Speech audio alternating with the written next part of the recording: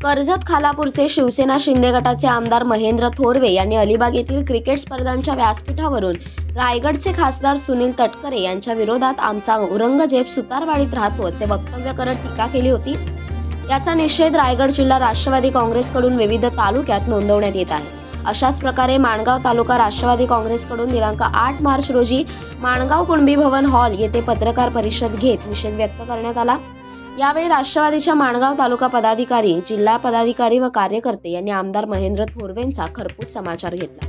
राष्ट्रवादी काँग्रेस माणगाव तालुका अध्यक्ष यांनी आमदार महेंद्र थोरवेंवर चांगलेच तोंडसूक घेत खासदार सुनील तटकरे यांच्यावरील बेताल वक्तव्य जर थोरवेंनी आवरली नाही तर आम्ही थोरवेंना माणगाव तालुक्यात नव्हे तर रायगड जिल्ह्यात फिरू देणार नाही असा इशारा दिला। तर ज्येष्ठ नेते महादेव बक्कम व प्रकाश लाड म्हणाले की आमदार थोरवेंनी खासदार सुनील तटकरे यांच्यावर टीका करणे म्हणजे सूर्यावर थुंकण्यासारखे आहे।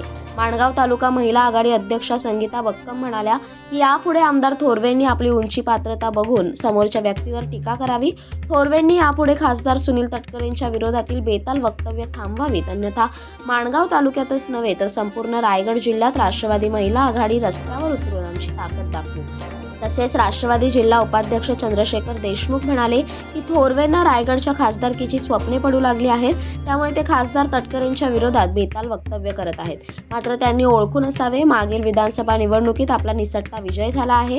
एका अपक्ष उमेदवाराने तुम्हाला घाम फोडला होता, त्यामुळे आपली पात्रता ओळखून खासदार तटकरेंवर टीका करावी। या पत्रकार परिषदेला राष्ट्रवादी रायगड जिल्हा कार्याध्यक्ष सुभाष केकाणे, माणगाव तालुका अध्यक्ष बाळाराम म्हणजेच काका नवगणे, जिल्हा उपाध्यक्ष चंद्रशेखर देशमुख, महिला आघाडी अध्यक्षा संगीता बक्कम, उपाध्यक्षा श्रद्धा यादव, जिल्हा सोशल मीडिया अध्यक्ष विलास यादव, शैलेश भोनकर, नितीश वाडवळ, राष्ट्रवादी काँग्रेस ज्येष्ठ नेते महादेव बक्कम, प्रकाश लाड, राष्ट्रवादी युवक काँग्रेस तालुका अध्यक्ष रुपेश तोडकर आदी उपस्थित होते।